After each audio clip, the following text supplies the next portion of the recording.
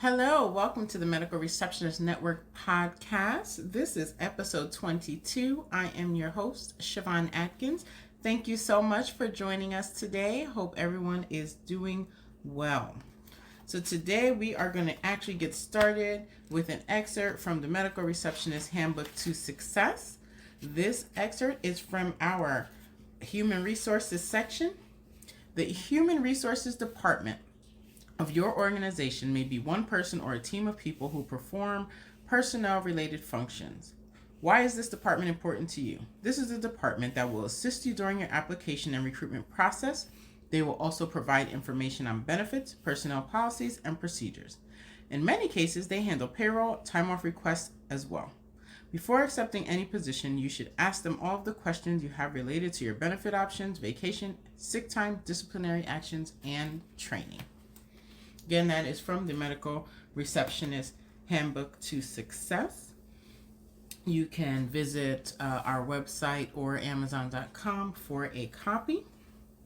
So today, I figured we would discuss the hiring process, right, for a medical receptionist, or how to, prepare for that, and what may be asked of you. Now, first of all, the interview prep is usually pretty simple, right? You have to know the general areas of your strengths and weaknesses. You have to kind of be realistic and honest about your availability and the schedule. And, you can find a ton of resources on how to answer questions and, what questions may be asked. So we are not lacking information with the World Wide Web, right? So you have that information available to you, but you have to make sure things are tailored to you, because this person is looking to hire you. They are going to be working with you. They're not going to be working on the version of you that you created from your internet search, right?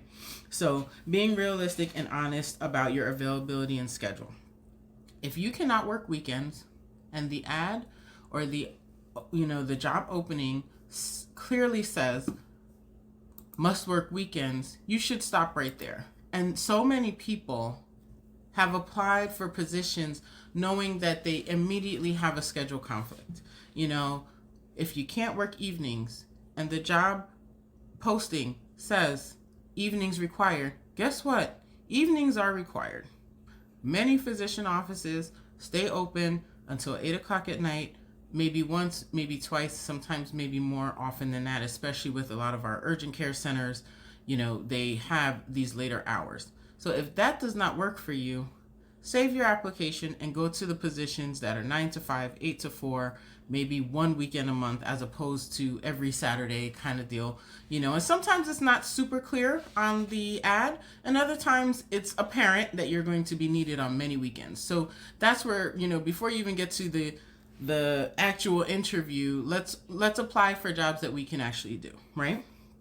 So that is just my advice as being on the hiring end, as well as, having applied for positions in my own past. Like, you have to be realistic of what you're going to be able to do. If you don't have childcare, you don't have a reliable transportation on certain days of the week, then try to find things that fit as closely to what you can do now, not what you might be able to do in 2 months or 6 months. Like, what can you actually do now, and apply in, for that.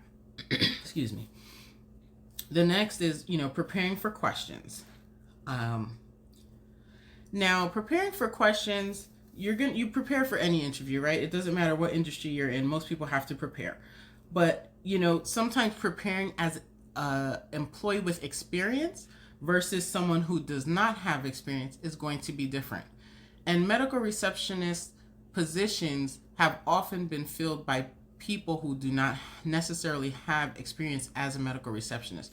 So if you are brand new to this field, you have to be prepared to answer questions based on your previous history. Now you have to figure out how to relate your job in a retail store to what you're getting ready to do in this healthcare facility. And there's ways to do that, because customer service is customer service. However, you have to be prepared to answer, those questions and kind of relate that back to something that you figure would be something you would experience in a healthcare front desk, front office, unit manager, or whatever kind of setting. So you have to be able to think outside of the box. If you've only ever worked in food service or retail, or perhaps you worked in the trucking industry, it's not healthcare, but you've had some customer service, you've dealt with people, who were needed a lot of information, or who were not so nice, or maybe you made a mistake. How did you fix it? Or just different variety of things. And you just have to have those situations in your mind and ready to answer questions based on that.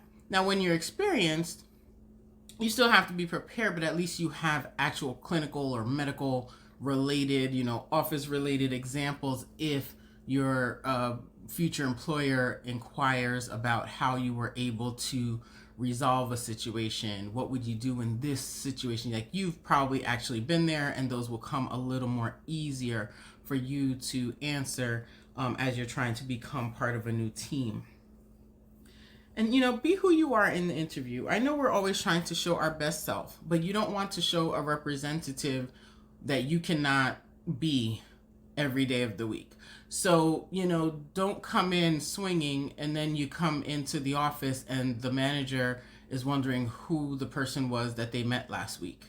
It's a matter of, you have to have balance, because show who you are, show enough of who you are to where they have interest, but don't be someone who you're not going to be able to be year round in the office, whether it's in your attitude, how you're speaking to people, your enthusiasm about the position, because there may be something better for you to do than healthcare or medical reception work if you're not able to keep up with what you are displaying you can do in the interview.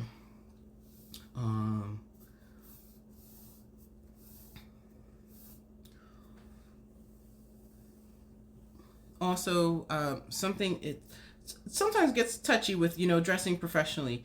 I would say, dress professionally and just be clean, and, have your, look as professional as you can. It doesn't always have to mean you need to be in your suit, but you do have to have on a very professional, or at least casual professional outfit. And you don't want to be distracting. You don't want to have things where the people that are interviewing you, whether it's one or three, or, a group setting, where they're so distracted by either what you're wearing, or your perfume is super strong, or your cologne is overpowering, that they can barely concentrate on, you and what you're going to, be able to offer to this company as a new employee. So, dressing clean and, being on time is super important. Usually 15 minutes early. It's interesting because sometimes, if the office is in a strip mall, you're going to pull up, there's parking, great, done. If you're going somewhere where it's in a complex, or in an office within a hospital, now you have to park in a deck, you have to get a ticket, and then you have to check in, and you get a pass to actually be on the premises. So those things take longer. So always take into consideration where your location is, and if you're doing public transportation, back up for that. Maybe get into the area an hour early, and that way, so you have a little time, to relax. You don't feel rushed from having to maybe walk a couple blocks to get to where you're going. Just simple things like that, just to make it easier on you. Another good thing is to prepare a few questions for the end of the interview. And, salary, we've mostly been taught not to really go into salary on the first interview. And honestly, I was looking at some ads today, and 90% of them have the salary range right there. So you already know what they're at least showcasing, right? So people who have more experience sometimes have a little more leeway, and they, you're able to negotiate. Everyone's actually able to negotiate, but, your experience is definitely something that allows for more leeway in your negotiation. But you're already walking in pretty much knowing the range, right? So you don't necessarily have to ask about that on your first interview. But you can ask about their process, what their recruitment process is, or, how soon should you expect to hear back from them? Another good question has to do with what is their training process? Is there a training program in place, or is it, are you just trained by other, current staff over a certain amount of time? Because some of those things, you asking questions is to help you better understand if this job is going to be a good fit for you. It's not to ask questions just because you walked in here to ask questions. If they say, yes, we have a wonderful training program, it includes some interactive, online, and then we do hands-on with this person, and then, you're at the desk with another person, that may sound wonderful to you. If they say, we don't really have a training program, we have you sit with our most senior person, and you're able to just ask them questions, for you, that may not work. So you may, keep looking and keep, applying, because, you may want something a little more structured, which every practice does not have. Some do, some don't. So what if, you have to go with what you are going to feel comfortable with as well. And I'm going to tell you some of these ads. I'm literally on Indeed. I just did a medical receptionist. Actually, I did front desk medical receptionist search in my area. I'm just going to read some of the responsibilities that, that come up on their first line. Here it says, your main responsibility is to assist patients stay on their care plan and make sure they have an amazing experience. Right? Now, this is a chiropractic office. So that's an interesting first, that's their first thing they want you to know, is that you're going to be helping people stay on a care plan. So that's a little different from a lot of other, medical receptionist positions, because you're not usually dealing with care plans, but that's a specific need of theirs. This place here says, fast-paced research and clinical trials company that sees numerous patients each day. The second line is coordinate the flow of patient visits. So one of your primary things is going to be monitoring that schedule and making sure, that there's enough time given between and to, the patient office visits. Another one says prior medical office experience a plus. Now, does that mean you can't apply? No, but they are going to prioritize the applicants who have prior medical office experience. And then the next line for that particular position states responsibilities include answering the phone, checking medical benefits, taking copays, ushering patients to treatment room.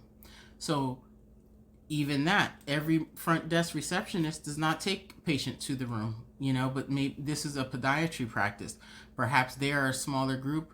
They don't need, medical, maybe they don't have a medical assistant. Maybe the doctor just goes right in and does the full treatment. So you have to check in this patient. You also have to get them to the room, right? So that's a different setting. Here's another one. The candidate must be flexible and be a team player above all. Wonderful. That's what we need in every office, right? That's what you should go in your mind thinking any new position you get, that you must be flexible and be a team player. And then the main duties include checking patients in and out, collecting copays, scheduling appointments. Sounds like a typical medical receptionist position, right? Next, we have, this one is very specific. 2 years medical front desk experience necessary. Required. You have to have a driver's license and a transportation, which means they're not looking for you to be using public transportation, Uber, Lyft, or anything else. They want you to have your own driving license and transportation. And then must be a team player is in all caps. Okay? Another one here says also 2 years required. Work is performed in a busy office environment and requires both desk and they actually left out something there. It says from both desk and something. And you must be able to work until 6:30. So see, the jobs are trying to avoid people who cannot do the job, right? So this job, there are evenings required. They want you to have experience, and it's busy. So if you go in there and you work 2 weeks, and you're like, oh my God, this this is such a busy office. They're telling you right in the job description. Sometimes we apply because we want to get a position. Make sure you know what you're applying to. Now, here's one. It says high school or equivalent preferred, right? So you don't need the experience. All they're asking for is customer service, 1 year preferred. So if you worked at Kohl's, great. You're going to go in here and say, you know what? I've been working with customers for the last 2 years. I'm ready to try something new. And I love, the medical field, and I'm looking forward to blah, blah, blah. So you get to go into that and use your past customer service. They say medical terminology, 1 year preferred. However, if you haven't been working in healthcare, you're probably not going to have medical terminology unless you've gone to some school or have taken some course online. And then computer skills, 1 year preferred. Meaning, can you do email? Can you use Word? Can you use Excel? Right? Can you join a Zoom meeting? So the basics. Okay. Here's another office. Primary duties will include greeting patients, insurance verification, referrals, collecting copays, and answering phones. Now, if you have experience, which they're looking for 1 year, you've probably done all of these things in some capacity, especially if you worked at the front desk. If you had no experience, you can't apply because it says required. Now, plenty of people apply to jobs where it says 1 year required because it's only 1 year. You're thinking only 1 year, but if you go in, if you will be lucky to get that position. I'm looking at their rate. They're looking at $18 to $23 an hour. They're looking to pay someone who has some experience. But if you want to take your chance and you apply, and maybe they're not getting a good pool of people applying, you may want to try, but you just, you can't expect, you don't want to waste your time too much on people who are looking for medical office experience required, because that's one of their bottom lines. So, but I never, I wouldn't say don't do it. I just would say don't let those be the ones where you're putting your focus. Go to the ones who are not looking for the medical office required if you don't have experience, so that you have a better chance of getting your foot in the door, because that means they are open to meeting with people who don't have experience. Now, if you have experience, have at it, right? You have all these opportunities here, and it doesn't look like we are in any lack for medical receptionist position these days. So if you're looking for a position, make sure you are checking all these job boards. One last thing here, and some of these places, they have urgently hiring, so the need is very urgent for a lot of practices. And I'm in New Jersey, so I'm looking at New Jersey, of course, but we can go to other states, and you can look at their opportunities that are open, and there's pages and pages of front desk medical receptionist opportunities. So and it's a nice mix, and I'm happy to see that people are looking for people with experience and some without. So there's just enough for everyone. And getting into the medical field and having that first front desk job, I've been there. I've hired people who where it was their first time being a front desk receptionist, and many of them were very successful, and have stayed in the field and have gone on to either do other things, work in other departments. And so I definitely encourage you, if you are looking for employment or if you're considering becoming a medical receptionist, check out the get yourself set up with these job boards so that you can apply. Make sure you get prepared if you start to get interview requests. Even if it's online, look presentable. Don't be, make sure your environment is not distracting. Provide that eye contact.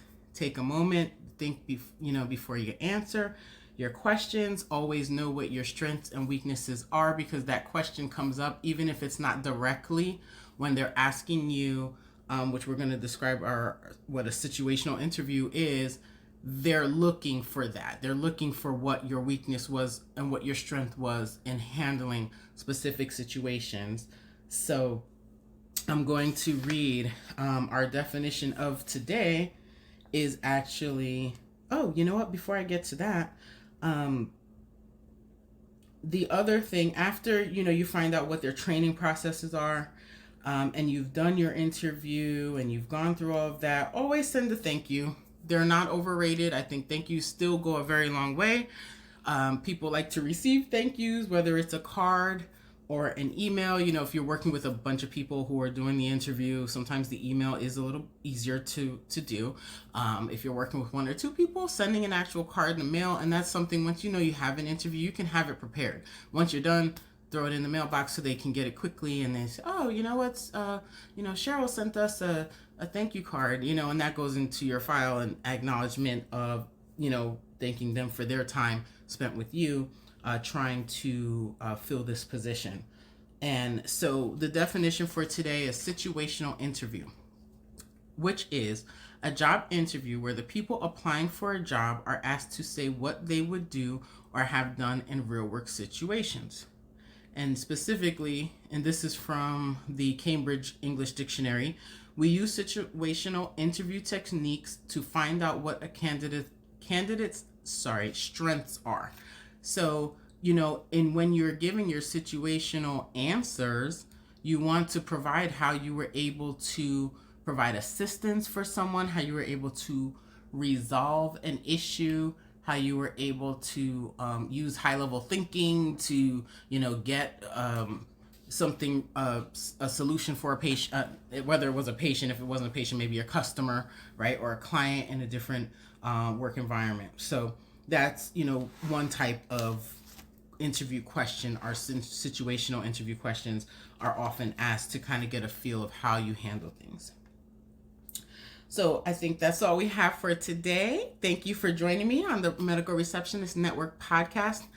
Please visit our website. We have you have discount codes for pro trainings where you can get your CPR, your basic life support, and they have self-defense courses, all great, very comprehensive courses on their website. Definitely recommend them. Also Zilul, if you need new frames for your glasses or even some new sunglasses, so when you're going to take your walks, you can have a nice pair of glasses. There is a buy one get one 50% off on the website there. And if you need a journal to document your day-to-day experiences, also you will find that on the homepage at the medicalreceptionistnetwork.com. Scroll to the bottom, all the links are there. They will also be in the show notes for today. And also on Amazon, you can find the Medical Receptionist Handbook to Success. You can also find that on our website. And last but not least, our course, the Medical Receptionist Success Training, is available through our website as well. If you're a manager and you want it for your entire front desk staff, please email me, info@medicalreceptionistnetwork.com, and we can get you set up for that. So this has been episode 22. Thank you so much. Have a wonderful day.